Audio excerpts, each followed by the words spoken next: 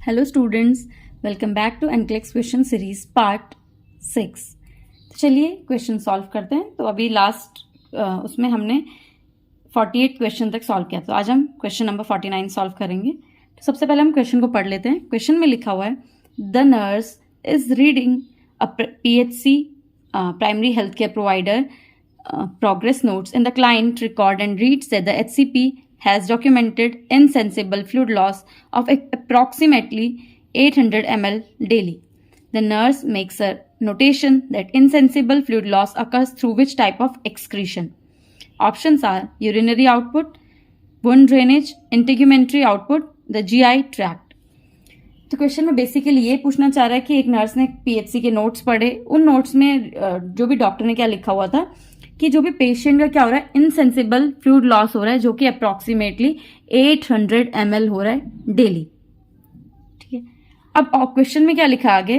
Question में ये लिखा है कि नर्स इनमें से क्या चीज ऐसी है कि नर्स को पता चलेगा कि इनसेंसिबल फ्लूइड लॉस कहाँ से होता है, कौन सा एक्सक्रीशन है, चाहे वो यूरिन के थ्रू हो रहा है, यूरिन आउटपुट वाला एक्सक्रीशन है, या वुंड में से जो ड्रेनेज हो रहा है वो वाला एक्सक्रीशन है, इंटीग्यूमेंट्री आउटपुट है, मतलब जो स्किन के थ्रू जो भी चीजें हमारे स्वेट के रूप में या किसी भी चीज के फॉर्म में जो भी हमारा वो है फ्लूइड है वो लॉस हो रहा है, या फोर्थ ऑप्शन है the GI tract, GI tract के थ्रू जो भी हमारा फ्लूइड लॉस हो रहा है, ठीक है, जो कि स्टूल में हो सकता है। ऑप्शन देखते हैं। अब आपको क्वेश्चन समझ में आ गया होगा। अब हम देखते हैं ऑप्शन को सॉल्व करके देखते हैं इस क्वेश्चन को। क्वेश्चन में है, पहला लिखा है द यूरिनरी आउटपुट। पहली बात तो आप एक चीज समझ लो पहले, insensible fluid loss. Insensible fluid, insensible मतलब जिसका सेंस ना हो, ऐसा फ्लूइड लॉस जो जिसका हमें कोई अवेयरनेस ना हो या हमें पता ना हो कि ये फ्लूइड लॉस हो रहा है, तो उसको हम क्या बोलते हैं? Insensible fluid loss. तो आप देख लीजिए कौन सा फ्लूइड लॉस का आपको पता नहीं चलता है। ऑप्शंस में यूरिनरी आउटपुट, हमें यूरिनरी आउटपुट का पता चलता है ना कि हम कितने बार यूरिन वॉइड करने जा रहे हैं, तो यूरिनरी आउटपुट कैसा फ्लूइड लॉस हो गया? Sensible. Second is wound drainage. किसी भी पर्सन का कोई वुंड ड्रेनेज हो रहा है, मान लो कोई पर्सन है जिसकी कोई सर्जरी हुई है, उस सर्जरी में ड्रेन लग रखा है, अब उस ड्रेन के थ्रू जितना भी फ्लूइड आ रहा है वो एक बैग में कलेक्ट हो रहा है, या हम उसको पूरा कैलकुलेट करके डिस्कार्ड करें, हमें विजिबल है ना, हम अवेयर है उस चीज के लिए, तो वो चीज भी क्या होगी? सेंसिबल हो गया। तो ये भी, लेकिन क्वेश्चन में क्या पूछा गया? इनसेंसिबल फ्लूइड लॉस, तो ये ऑप्शन भी आंसर नहीं होगा। फिर चलते लास्ट ऑप्शन पे, that is the GI tract. अब जो स्टूल पेशेंट कोई भी पर्सन पास करता है, तो उस स्टूल में जितना भी हम पानी पी रहे हैं तो वो किस में निकल रहा है?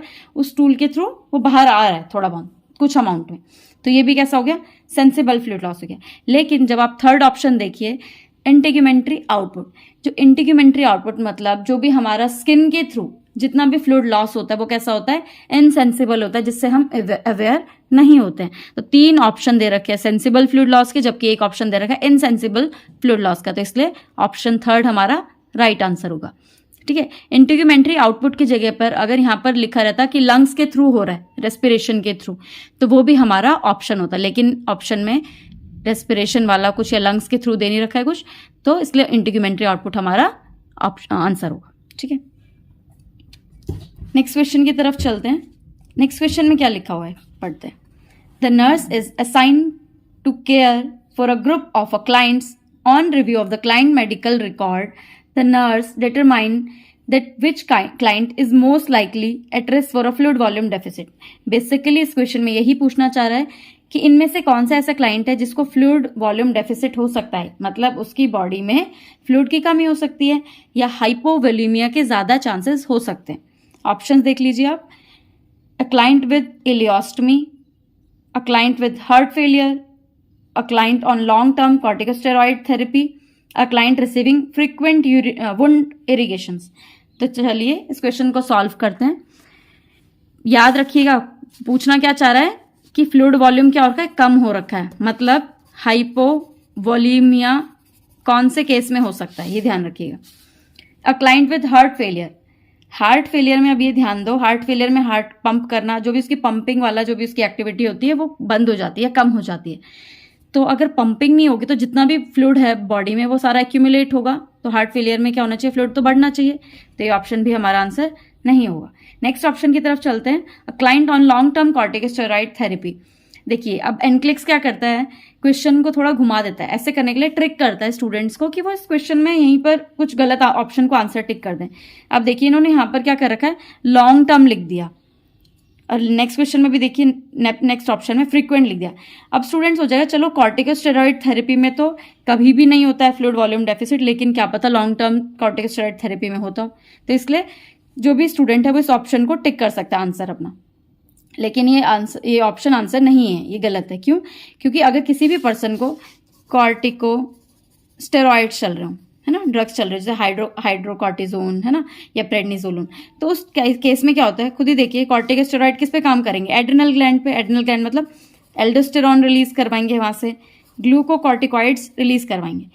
तो अब एक चीज ध्यान दीजिए, एल्डोस्टेरॉन का काम क्या होता है, सोडियम एंड वाटर का रीएब्जॉर्प्शन कराना। अगर कॉर्टिकोस्टेरॉइड दे रही हूं तो एल्डोस्टेरॉन बढ़ रहा है, एल्डोस्टेरॉन बढ़ रहा है तो सोडियम और वाटर बॉडी में रीएब्जॉर्ब हो रहा है, मतलब पर्सन में सोडियम भी बढ़ रहा है और वाटर भी बढ़ रहा है उसकी बॉडी में। तो हाइपरनेट्रीमिया एंड हाइपरवोलीमिया के चांसेस होने चाहिए थे, ना कि हाइपोवोलीमिया के, तो इसलिए ये ऑप्शन आंसर नहीं होगा। नेक्स्ट ऑप्शन की तरफ चलते हैं, अ client receiving frequent wound irrigation. अब कोई क्लाइंट है जिसको वुंड इरिगेट हो रहा है, बार बार इरिगेट करने पे लगे उसके वुंड में, मतलब ठीक है, तो उस क्लाइंट में, वुंड इरिगेशन वाले क्लाइंट में हाइपरवोलीमिया के चांसेस होंगे, ना कि हाइपोवोलीमिया के। तो अब कौन सा ऑप्शन हमारे पास बचा है, अ क्लाइंट विद एन इलियोस्टमी।